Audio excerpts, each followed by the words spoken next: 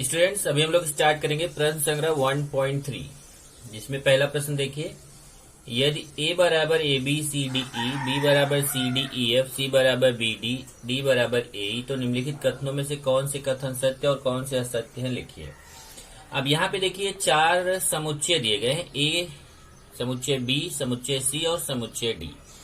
इन चारों समुच्चयों में अगर आप घटक देखेंगे तो a में ये कुल 5 घटक हैं, बी में कुल 4 घटक है, सी में 2 घटक है, डी में 2 घटक है।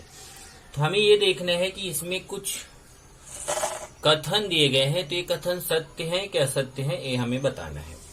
तो आपको सबसे पहले ये जानना पड़ेगा, यहाँ देखेंगे तो सब में उप समुच्चय का निशान बना हुआ है। आपको बताया था मैंने कि ये इस तरीके का जो निशान होता है इसको बोलते हैं उप समुच्चय। और पिछले लेक्चर में आपको समझाया गया था कि अगर ऐसे लिखा हुआ है ए उप समुच्चय बी, इसका मतलब हुआ कि ए के सभी घटक बी में हैं। ए के जितने घटक है वो सब बी के अंदर रहेंगे। बी के अंदर एक्स्ट्रा भी हो सकता है, लेकिन ए वाला पूरा बी के अंदर रहेगा, तो ए को उप समुच्चय बोलते हैं बी का। तो इसका मतलब आपको ये देखना है कि जब भी ये उप समुच्चय का निशान आपको दिखे तो आप हमेशा समझ जाइए कि ये जो पहले लिखा गया है समुच्चय, इसका पूरा जितने भी घटक हैं इसके सभी सदस्य बी के अंदर पाए जाने चाहिए। तो चलिए ऐसे ही चेक करते हैं और देखते हैं कौन सा सत्य है कौन सा असत्य है। पहला अगर आप देखेंगे तो सी उप समुच्चय बी बोला है। देखते हैं क्या सी के सभी घटक बी में है। यहां से देखिए, अगर आप देखेंगे तो सी में बी और डी है, तो क्या सी में बी और डी है तो उसके सारे घटक बी में हैं? तो बी नहीं है, डी है। तो अगर आप देखेंगे तो सी के 2 घटक हैं, पर दोनों के दोनों बी में नहीं है। एक तो है पर दूसरा नहीं है। बी जो घटक है वो बी के अंदर नहीं है। तो इसका मतलब सी के सभी घटक बी में नहीं है, इसलिए सी जो है वह बी का उपसमुच्चय नहीं है। जबकि यहाँ पे बोल रहा है सी बी का उपसमुच्चय है, इसका मतलब यह कथन असत्य है। तो आप लिखेंगे यहाँ पे यह कथन असत्य है, क्योंकि समुच्चय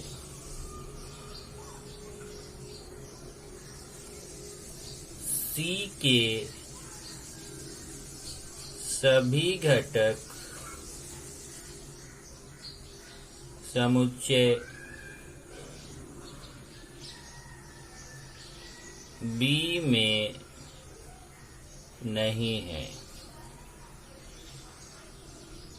तो समुच्चय सी के सभी घटक बी में नहीं है, मतलब सी में जो बी है वो यहाँ बी के अंदर नहीं दिख रहा है, तो सी के सारे घटक बी में नहीं है, इसलिए सी जो है वो बी का उपसमुच्चय नहीं है। जबकि यहाँ पे इसने बोला है कि सी बी का उपसमुच्चय है, इसका मतलब इसने असत्य कथन बोला हुआ है।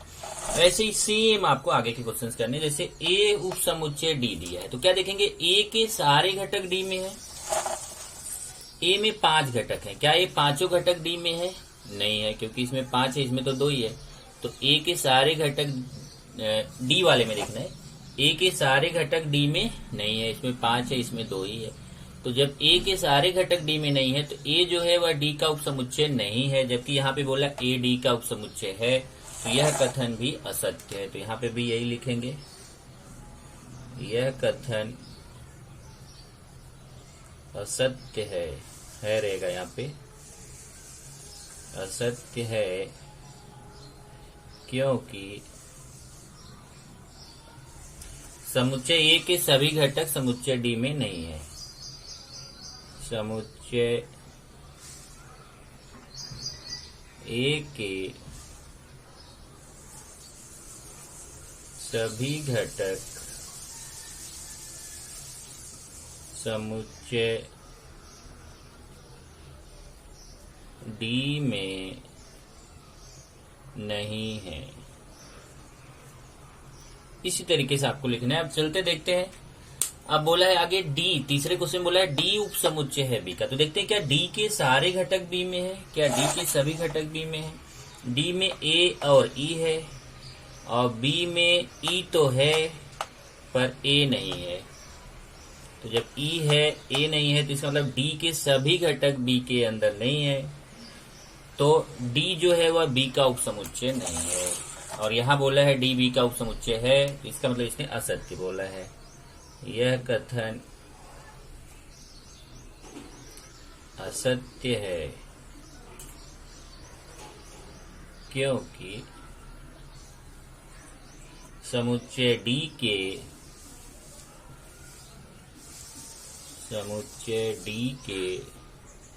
सभी घटक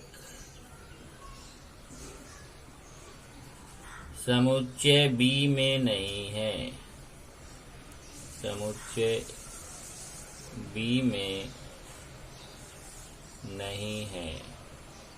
अब आते हैं, देखते हैं D, अगला चौथा है D उपसमुच्चय है A का। देखते हैं क्या D के सभी घटक A में है। D में A और E है, और A में देखते हैं तो A और E है। देखो D में A और E है, तो A में भी A और E है। तो आप देख रहे हैं कि D के दोनों घटक A के अंदर मिल रहे हैं, तो D के सारे घटक A में है, इसका मतलब D A का उपसमुच्चय है। यहाँ लिखेंगे, यह देखो यहाँ लिखा है D A का उपसमुच्चय है, तो ये सत्य है। तो आपको लिखना है यह कथन सत्य है। अब सत्य है तो आपको ये कारण बताने की जरूरत नहीं है, बस आप ये लिख दीजिए सत्य। ऐसे ही आप देखोगे B उपसमुच्चय, ये क्या B के सारे घटक A में है। B में C D E F है, यहाँ पे C D E तो है, लेकिन F वाला घटक इसके अंदर नहीं है। तो B में देखो C D E मिल रहा है, B के घटक देखेंगे A में है क्या, तो C D E 3 तो मिल रहा है, पर F नहीं है, इसका मतलब D भी A का उपसमुच्चय नहीं है। इसी तरीके से अगला है लास्ट वाला कि C जो है वो A का उपसमुच्चय है। यहाँ पे देखेंगे C A का उपसमुच्चय है कि नहीं, तो C में देखते हैं कौन कौन से घटक है, B और D है। क्या इसके अंदर है B और D? हाँ है, देखो इसमें B और D है, इसके अंदर भी B और D है। तो C के दोनों घटक A के अंदर मिल रहे हैं, C B का उपसमुच्चय है। प्रश्न 2 देखते हैं, 1 से 20 तक की प्राकृत संख्याओं को विश्व समुच्चय लेकर x और y वेन आकृति में दर्शाइए। इसमें देखो x दिया है गुण वर्णन पद्धति में, y भी दिया है गुण वर्णन पद्धति में। तो आपने प्रश्न संग्रह 1.1 में सीखा था कि कैसे हम गुण वर्णन पद्धति को सूची पद्धति में बदलते हैं। तो यहाँ पे सबसे पहले मैं शुरुआत करता हूँ, देखो हल। सबसे पहले इसने बोला है 1 से 20 तक की प्राकृत संख्याओं को हमें विश्व समुच्चय लेना है। तो आपने पिछले लेक्चर में विश्व समुच्चय पढ़ा था, विश्व समुच्चय को हम U से प्रदर्शित करते हैं। तो विश्व समुच्चय U में 1 से 20 तक की प्राकृत संख्याएं लेनी है। तो देखो हमने U में 1 से लेके 20 तक की प्राकृत संख्याएं लिखा हुआ है, 1 से लेके 20 तक ये U हो गया। तो देख लो 1 से 20 तक की प्राकृत संख्याओं को हमें विश्व समुच्चय लेना है, तो विश्व समुच्चय U को हमने 1 से 20 तक उसमें प्राकृत संख्या ले लिया। उसके बाद तब पहले वाले में आते हैं। पहला हमारा है x घटक है x। अभी देखो ये गुण वर्णन पद्धति में लिखा हुआ x ऐसा है कि x घटक है n का, और 7 छोटा है x छोटा है 15। तो देखो मैंने यहाँ पे लिखा है x, वही लाइन फिर से लिखा।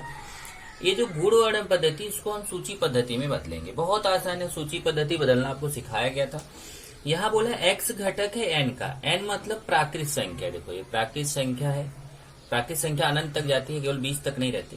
तो हमें x जो है वो n में से लेना है, मतलब कि x जो है वह प्राकृत संख्या लेना है, और 7 और 15 के बीच में। देखो x जो है वो 7 और 15 के बीच है। तो हम देखते हैं कि 7 और 15 के बीच में कौन कौन सी संख्या आती है। तो 7 के बाद 8, 9, 10, 11, 12, 13, 14 आता है, उसके बाद 15 आता है। तो 7 और 15 के बीच मतलब 7 के बाद और 15 के पहले, ये 8 से लेके 14 तक की संख्याएं होती हैं। ये x में आ गया। अब y वाला उसने बोला है y ऐसा एक y घटक है n का, y है 1 से 20 तक के बीच की अभाज्य संख्या है। तो ये देखो मैंने गुण वर्णन पद्धति में जो लिखा था उस क्वेश्चन को मैंने लिख दिया। अब इस चीज को मैं यहाँ पर सूची पद्धति में बदलूंगा, इसको सूची पद्धति में बदलेंगे। तो सूची पद्धति में बदलने के लिए क्या नियम है कि देखें यहाँ पे बोला है कि y भी जो है, y ऐसा एक y घटक है n का, मतलब y भी जो है वो प्राकृत संख्या है, लेकिन 1 से 20 के बीच की अभाज्य संख्या है। अब ध्यान देना, 1 से 20 के बीच की कैसी संख्या? अभाज्य संख्या। अभाज्य संख्या भी मैंने आपको बताया था। तो यहां से देखिए अभाज्य संख्या होती क्या है? जो संख्या किसी भी दूसरी संख्या से विभाजित नहीं होती है, केवल 1 से विभाजित होती है और अपने खुद से विभाजित होती है, ऐसी संख्या को अभाज्य संख्या कहते हैं। अभाज्य संख्या मतलब जो केवल 1 से कटती है और अपने से कटती है, बाकी किसी भी संख्या से नहीं कटती है। तो हम ये जो 1 से 20 तक संख्या, इसमें देखते हैं कि अभाज्य संख्याएं कौन कौन सी है। तो ये देखो 2 है, 3 है, 5 है, 7 है, 11 है, 13 है, 15 है, सॉरी 15 नहीं है, 17 है, 19 है।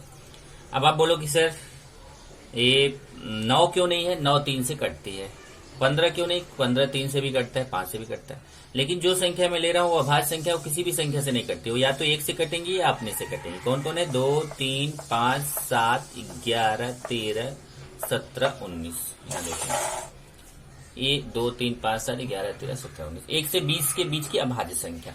अब ये अभाज्य संख्या देख लो, ये किसी भी संख्या से नहीं कटेंगी, ये केवल अपने से कटेंगी या 1 से कटेंगी। तो अब इसको हमें वेन आकृति में दिखाना है। तो वेन आकृति में हमेशा ध्यान रखो कि जो विश्व समुच्चय U रहता है उसको ऐसे आयत से दिखाते हैं। तो आयत बना लो, ये आयत आपका हो जाएगा विश्व समुच्चय U। और इसके अंदर बंद आकृतियों में हम बाकी जो x और y समुच्चय उसको बंद आकृति में कैसी भी आकृति में प्रदर्शित कर सकते हैं। जैसे मैंने यहाँ देखो वृत्त से प्रदर्शित किया, x को भी वृत्त से प्रदर्शित किया है, y को भी वृत्त से प्रदर्शित किया। अब हम क्या करेंगे? अब देखेंगे कि यहाँ पे ये इसके अंदर पूरा संख्या आना चाहिए, मतलब इसके अंदर हमारा ये u की भी पूरी 1 से 20 तक की संख्या आनी चाहिए, और x की पूरी संख्या x के अंदर आनी चाहिए, और y की पूरी संख्या y के अंदर आनी चाहिए। तो सबसे पहले हम देखते हैं कि देखो ये एक बीच वाला भाग है, ये जो बीच वाला भाग है इसमें x भी आ रहा है, x वाला वृत्त भी आ रहा है, और इस बीच वाले भाग में y वाला वृत्त भी आ रहा है। तो पहले देखते हैं कि x और y में ऐसा कौन सा संख्या है जो दोनों में है। तो आप अगर ध्यान से देखोगे तो यहाँ देखिए 11 है और 13 है, ये दोनों में है। ये देखिए 11 और 13, ये जो है x में भी है और 11 और 13 y में भी है। तो 11 और 13 को हम यहाँ बीच में लिखेंगे। x और x वाला और y वाला का जो बीच वाला पार्ट है, यहाँ पे हम 11 को लिखेंगे और 13 को लिखेंगे, क्योंकि ये दोनों में है, x में भी है और y में भी है, इसलिए x वाले वृत्त में भी वो आना चाहिए और y वाले वृत्त में भी आना चाहिए। तो दोनों के जो बीच का पार्ट है उसमें लिखेंगे। अब बाकी 11 और 13 को छोड़ के बाकी जितनी संख्याएं बच रही 8 9 10 12 14, ये सब x के अंदर आ जाएगा। यहाँ मैं लिखता हूँ 8, दूर दूर करके लिख दीजिए, 9 10 12 14, x में आगे देखो 8 9 10 12 14, और y में जो बाकी संख्याएं बच रही है वो y के अंदर आ जाएंगी। तो y में 2 बच रहा है, 3 5 7 17 19, ये y में है। अब इस तरीके से x और y में हमने इतनी संख्याएं लिख लिया। अब इस तरीके से हम देखें तो 1 2 3 4 5 6 7 8 9 10 11 12 13 संख्याएं हमने लिख लिया। अब जो बाकी बच रहा है u के अंदर, मतलब x के अंदर जितना लिखा गया, y के अंदर जितना लिखा दिया, ये पूरा छोड़ के बाकी जितना u के अंदर बच रहा है वो सब इधर बाहर u वाले में आएगा। तब देखते हैं क्या क्या बच रहा है। पहले देखेंगे 1 इसमें है, नहीं है तो 1 यहाँ बाहर आ जाएगा, 2 है, 3 है, 4 नहीं है तो 4 आएगा, फिर 5 भी है, 6 नहीं है तो यहाँ 6 आ जाएगा, फिर 7 है, 8 है, 9 है, 10 है, 11 है, 12 है, 13 है, 14 है, 15 नहीं है तो यहाँ 15 आ जाएगा, फिर 16 नहीं है तो यहाँ 16 आ गया, फिर 17 है, 18 नहीं है तो यहाँ 18 आ जाएगा, 19 है, फिर 20 नहीं है तो यहाँ 20 आ जाएगा। मतलब बाकी जो x के अंदर और y के अंदर 1 से 20 तक की संख्या में जो x और y के अंदर आ गया उसको छोड़ करके बाकी जितनी संख्या बच रही है वो सब बाहर आ जाएंगी। तो अब आप देखें तो ये पूरा 1 से 20 तक की संख्या हो गई, क्योंकि 1 2 3 4 5 6 7 8 9 10 11 12 13 14 15 16 17 18 19 20 संख्या आपकी हो गई। प्रश्न 3 देखिए, यू मतलब विश्व समुच्चय दिया गया है, जिसमें संख्या 1 2 3 7 8 9 10 11 12 दिया है, और एक समुच्चय पी दिया है जिसमें घटक है 1 3 7 10। हमें एक क्वेश्चन पूछा है कि पहला क्वेश्चन है कि यू पी और पी डैश है उसको वेन आकृति में दिखाइए, और दूसरा बोला है कि पी डैश डैश बराबर पी के होगा, इसकी जांच कीजिए। मतलब पहले तो इसको वेन आकृति में दिखाना, फिर हमें सिद्ध करना है कि पी डैश का अगर डैश निकालें तो पी के बराबर होता है, हमें सिद्ध करना है। तो हल में आएंगे तो सबसे पहले ये जो u दिया है उस u को देखो, u में क्या क्या घटक है 1 2 3 7 8 9 10 11 12, इसको यहाँ पे लिख दिया। फिर p में घटक है 1 3 7 10, उसको भी यहाँ लिख दिया। अब हमें p डैश निकालना है। पिछले वाले लेक्चर में मैंने आपको p डैश, जिसको पूरक समुच्चय बोलते हैं, वो निकालना सिखाया था। तो क्या सिखाया था उसमें कि आपको क्या करना है कि इसमें p डैश मतलब समुच्चय p का अगर डैश निकालना है, उसका पूरक समुच्चय निकालना है, तो आप क्या करो कि u में से जो p वाले घटक हैं उनको माइनस कर दो। मतलब हमारा एक निकल जाएगा, 3 है इसके अंदर तो 3 निकल जाएगा, 7 है तो 7 निकल जाएगा, 10 है तो 10 निकल जाएगा। बाकी जितना बच रहा है देखो, p को u में से माइनस कर दो तो 1 निकल जाएगा, 3 निकल जाएगा, 7 निकल जाएगा, 10 निकल जाएगा। बाकी जितना u के अंदर बचता है वो सब पूरक समुच्चय p डैश में आ जाएगा। तो क्या बच रहा है, एक तो 2 बच रहा है, 2 के बाद क्या बच रहा है 8 9 11 12, ये हो गया पी डैश। अब इसको हमें क्या करना है, 2 8 9 11 12, ये पी डैश है, पी है। अब इसको हमें वेन आकृति में दिखाना है। तो वेन आकृति में ये देखो, u के सारे घटक जो हैं, ये जितने u में घटक है वो सब इस आयत के अंदर आने चाहिए। आयत जो है u से प्रदर्शित किया गया है, विश्व समुच्चय, ये आयत के अंदर u के सारे घटक आने चाहिए। और p के घटक जो है, p हमने एक वृत्त द्वारा प्रदर्शित किया, आप किसी दूसरे आकृति से भी प्रदर्शित कर सकते हो। तो p के अंदर जो है हम p के सारे घटक लिखेंगे, और p डैश जो है वह देखो बाहर, मतलब p को छोड़ करके, p डैश का मतलब p को छोड़ करके बाहर जितना भी बचता है वो सब p डैश में आएगा। तो चलिए सबसे पहले मैं p वाले घटक लिखता हूँ, 1 3 7 10, 1 3 7 10। अब p डैश में देखो क्या क्या आएगा, 2 8 9, आप सोच रहे हो कि इधर लिख सकते हैं, बिल्कुल इधर भी लिख सकते हो, 11 12, चलो मैं 9 इधर लिख देता हूँ, 2 8 9 11 12, आप कहीं पे भी कोई भी अक्षर लिख सकते हो। तो ये पी डैश आ गया। अब देखो p के अंदर आ गया 1 3 7 10, 1 3 7 10, और p डैश मतलब उसके बाहर 2 8 9 11 12, 2 8 9 11 12, और ये p और p डैश मिलके पूरा u को पूरा कर देते हैं, इसलिए इसका नाम पूरक समुच्चय रहता है। देखो इसमें 1 2 3 4 5 6 7 8 9, 9 के 9 घटक u में आ जाएंगे, 1 2 3 4 5 6 7 8 9, 9 के 9 घटक u में आ गए। ये हो गया वेन आकृति। उसके बाद दूसरा बोला है कि आप सिद्ध कीजिए कि जो p डैश का डैश अगर निकाले, मतलब पहले p डैश निकाले फिर उसका भी डैश निकाले, तो p के बराबर होता है। चलिए निकालते हैं। p दिया हुआ है, पहले p डैश तो यहाँ ऑलरेडी निकला हुआ है, चलो लिख देता हूँ। p है 1 3 7 10, और p डैश, अभी देखो p डैश भी यहाँ निकाला हुआ है, p है 1 3 7 10, और p डैश है 2 8 9 11 12, ये दो तो हमें पता है। अब हम क्या करेंगे, जो p डैश है ना, बहुत इंपॉर्टेंट है, बहुत ध्यान से दिमाग लगा के सोचो, बहुत सिंपल है लेकिन एक बार दिमाग लगाना पड़ेगा। ये जो p डैश है इसका भी डैश निकालना है, मतलब अब हमें p डैश का पूरक समुच्चय निकालना है। तो p डैश का पूरक समुच्चय निकालेंगे तो हम क्या करेंगे कि ये जो p डैश का डैश निकाल, मतलब p डैश का पूरक समुच्चय निकालना है, तो हम क्या करेंगे, p डैश में जितने घटक हैं वो सब u में से माइनस कर देंगे।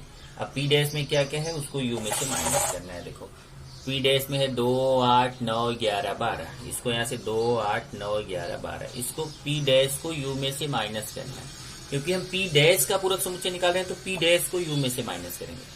तो क्या क्या निकल जाएगा, 2 निकल जाएगा, 8 निकल जाएगा, 9 निकल जाएगा, 11 निकल जाएगा, 12, तो बचेगा क्या क्या, 1 3 7 10 बचेगा। तो इसके अंदर आ गया 1 3 7 10। और आप देखोगे कि ये जो P डैश डैश का मान हमने निकाला वो कितना आया, 1 3 7 10 आया। और 1 3 7 10 किसका मान है, P का मान है। ये देखो P डैश का डैश निकाला, उसका मान आ गया 1 3 7 10, और 1 3 7 10 तो P का मान है।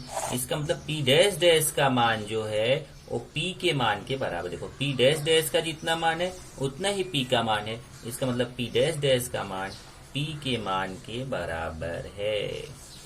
यह सत्य है। जांच करना था, मतलब सही है गलत है, तो हमने पता कर लिया है सत्य। ऐसे ही प्रश्न 4 देखेंगे। प्रश्न 4 बहुत छोटा सा क्वेश्चन है। उसने बोला है कि यदि A बराबर 1 3 2 7 तो A के कोई 3 उप समुच्चय लिखो। कोई 3 उप समुच्चय लिखो। अब देखो उप समुच्चय मैंने पिछले लेक्चर में आपको बताया था उप समुच्चय क्या होता है। तो उप समुच्चय मतलब उसको निकालना भी आपको सिखाया था कि जैसे A में कुल कितने घटक हैं, 1 2 3 4 घटक हैं, तो इसको n मान लेंगे। इसको मैं यहाँ रफ पे समझा रहा हूँ। इसको क्या मान लेंगे, n। 1 2 3 4 घटक है तो n बराबर 4 हो गया। तो इसके कितने उप समुच्चय होंगे, इसके उप समुच्चय होंगे 2 घाते n, मतलब 2 घाते 4। 2 घाते 4 का मान आता है 16। 2 का 4 बार गुणा करोगे, 2 गुणे 2 गुणे 2 गुणे 2, 2 दूना 4 दूना 8 दूना 16। इसका मतलब इस समुच्चय के कुल 16 उप समुच्चय निकाले जा सकते हैं, लेकिन हमें यहाँ 16 नहीं निकालना है, कोई भी 3 ही लिखना है। तो आप उन 16 में से, अब ये देखो ये ओपन एंडेड क्वेश्चन है। ओपन एंडेड क्वेश्चन क्या होता है, मुक्तोत्तरी प्रश्न जिसको बोलते हैं, कि जब हर स्टूडेंट का उत्तर एक ही हो तो आपका, तब तो ज्यादातर सबका एक ही रहता है। लेकिन जब सबका उत्तर अलग अलग हो, हर स्टूडेंट का उत्तर अलग अलग हो, तो उसको हम ओपन एंडेड क्वेश्चन या मुक्तोत्तरी प्रश्न बोलते हैं। जैसे इसमें 16 है तो 16 में से कोई भी 3 लिखना है, तो स्टूडेंट सबका अलग अलग आंसर रहेगा। ओके, लेकिन सबके उत्तर सही रहेंगे। तो यहाँ पे जैसे पहला अभी मैं इसका लिख रहा हूँ, उप समुच्चय समुच्चय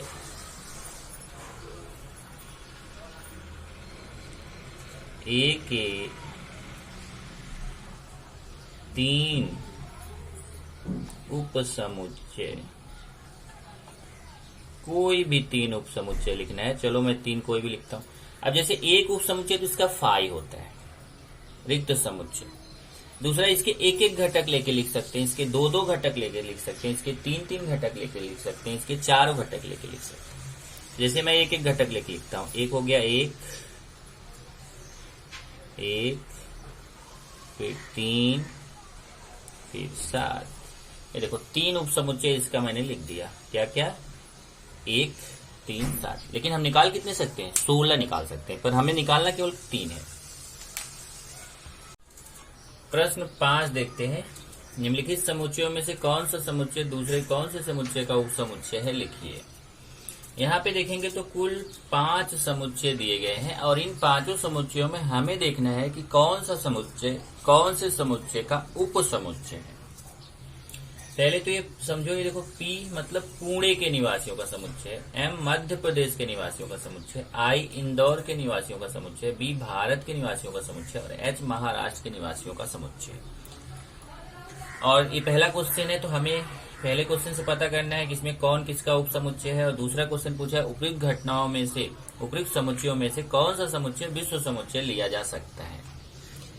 तो इसमें आपको ये ध्यान देना है कि कौन किसके अंदर में आता है। एक एक करके हम लोग चेक करेंगे। जैसे पहले हम पुणे को चेक करेंगे, तो पुणे जो है ना वो मध्य प्रदेश के अंदर नहीं आता है, पुणे इंदौर के अंदर भी नहीं आता है, पुणे भारत के अंदर आता है, और पुणे महाराष्ट्र के अंदर आता है। पुणे भारत के अंदर भी है, पुणे महाराष्ट्र के अंदर भी है। इसका मतलब पुणे भारत का भी उपसमुच्चय है, पुणे महाराष्ट्र का भी उपसमुच्चय है। यहाँ देखिए, पुणे के सभी निवासी महाराष्ट्र के भी निवासी हैं, इसलिए पुणे जो है वह महाराष्ट्र को देखो एस से प्रदर्शित किया गया, इसलिए पुणे मतलब P एच का उपसमुच्चय है, क्योंकि पुणे के सभी निवासी महाराष्ट्र के अंदर आते हैं, इसलिए पुणे जो है वो महाराष्ट्र का उपसमुच्चय है। तो पी उपसमुच्चय है एच का। और दूसरा बताया कि जैसे पुणे के जो निवासी हैं वो भारत के भी निवासी हैं, मतलब पुणे के जितने भी निवासी वो सब भारत के अंदर भी आते हैं, इसलिए पी जो है वह बी का भी उपसमुच्चय है। तो पुणे के सभी निवासी भारत के भी निवासी हैं, इसलिए पी उपसमुच्चय है बी का। तो पुणे का तो हमने पता कर लिया कि पुणे जो है वह भारत का उपसमुच्चय है, पुणे जो है वो महाराष्ट्र का उपसमुच्चय है। अब हम आते हैं मध्य प्रदेश का, देखते हैं। तो मध्य प्रदेश के अंदर इंदौर नहीं आता है, मध्य प्रदेश जो है इंदौर में नहीं आता है, मध्य प्रदेश भारत के अंदर आता है। तो मध्य प्रदेश के सभी निवासी भारत के अंदर आते हैं, मध्य प्रदेश भारत का उपसमुच्चय है। तो यहाँ देखिए मध्य प्रदेश के सभी निवासी भारत के भी निवासी हैं, इसलिए मध्य प्रदेश मतलब एम उपसमुच्चय हो गया, भारत मतलब बी। अब अगला चेक करते हैं इंदौर। इंदौर को देखेंगे तो इंदौर जो है वह पुणे के अंदर नहीं आता, पर इंदौर जो है मध्य प्रदेश के अंदर आता है, इसलिए इंदौर के सभी निवासी मध्य प्रदेश के अंदर आ जाएंगे। तो इंदौर जो है वह मध्य प्रदेश का उपसमुच्चय है। यहाँ देखिए लिखा है इंदौर के सभी निवासी मध्य प्रदेश के भी निवासी हैं, इसलिए इंदौर मतलब आई उपसमुच्चय है, मध्य प्रदेश मतलब एम का। अगला देखते हैं इंदौर जो है वह भारत के अंदर भी आता है, इंदौर जो है वो भारत के अंदर भी आ रहा है, तो इंदौर भारत का भी उपसमुच्चय है। यहाँ आ गया इंदौर के सभी निवासी भारत के भी निवासी हैं, इसलिए इंदौर मतलब आई उपसमुच्चय हो गया, भारत मतलब बी। अगला है महाराष्ट्र के निवासियों का समुच्चय। अब महाराष्ट्र के जितने भी निवासी वो सब भारत के अंदर आते हैं। आप देखोगे महाराष्ट्र पुणे के अंदर नहीं आएगा, महाराष्ट्र मध्य प्रदेश के अंदर नहीं आएगा, इंदौर के अंदर नहीं आएगा, महाराष्ट्र किसके अंदर आएगा, भारत के अंदर आता है। तो महाराष्ट्र के सभी निवासी भारत के अंदर आते हैं, तो महाराष्ट्र एच जो है वह भारत बी का उपसमुच्चय है। यहाँ देखिए महाराष्ट्र के सभी निवासी भारत के भी निवासी हैं, इसलिए महाराष्ट्र एच वो भारत बी का उपसमुच्चय है। तो ये तो बता दिया उपसमुच्चय। अब इसमें क्वेश्चन पूछा उसने कि उपयुक्त उपसमुच्चयों में से कौन सा समुच्चय विश्व समुच्चय कहा जाएगा। अब विश्व समुच्चय कौन होता है, विश्व समुच्चय मतलब जिसके अंदर सब लोग आते हैं। तो इन पांचों में से देखना है कि ऐसा कौन है जिसके अंदर सभी लोग आ रहे हैं। तो आप देखेंगे कि भारत के अंदर पुणे भी आता है, भारत के अंदर मध्य प्रदेश भी आता है, भारत के अंदर इंदौर भी आता है और भारत के अंदर महाराष्ट्र भी आता है। तो भारत ऐसा है जिसके अंदर सभी निवासी आ रहे हैं, सभी समुच्चय आ रहे हैं, इसलिए भारत को हम विश्व समुच्चय लेंगे। यहाँ देखो मैंने लिखा है उपयुक्त समुच्चयों में से भारत के समुच्चय बी को विश्व समुच्चय कहा जाएगा। क्यों? क्योंकि भारत के अंदर सभी अन्य जो समुच्चय हैं वो सभी के निवासी आ रहे हैं।